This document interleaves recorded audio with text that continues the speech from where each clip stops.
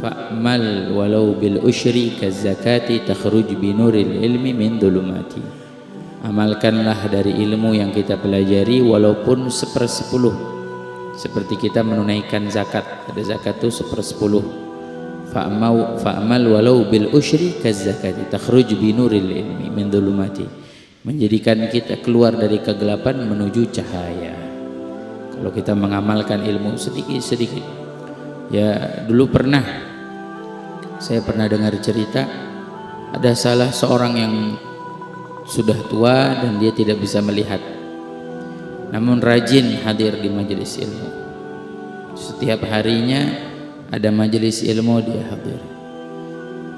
Dan ada seorang anaknya yang masih muda selalu mendampingi ayahnya yang pergi ke majelis ilmu.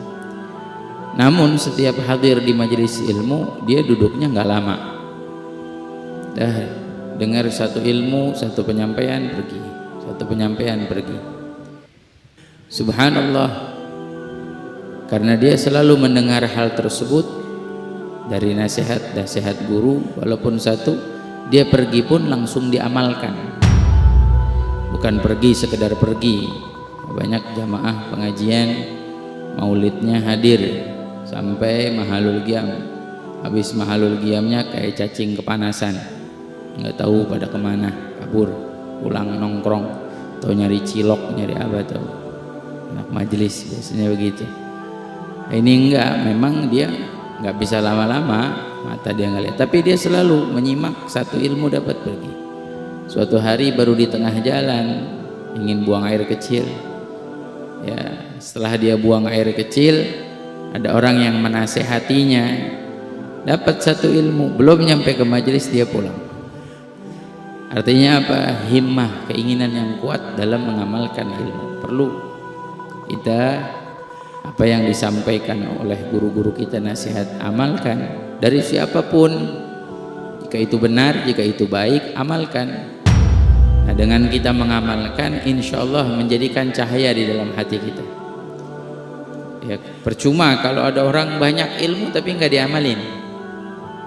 Ya, fa'alimun bi ilmihi lam ya'malan mu'adzabun min qabli ubadil. Di antara yang paling buruk siapa? Orang yang ngerti, orang yang tahu, orang yang faham, alimun bi ilmihi lam ya'malan, tapi dia nggak ngamalin ilmunya. Tahu satu masalah, satu hukum, tapi dia nggak ngamalin.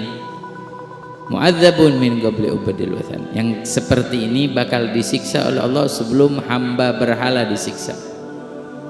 Makanya guru tuh paling berat dia punya beban menyampaikan, apalagi kalau dia belum bisa mengamalkannya.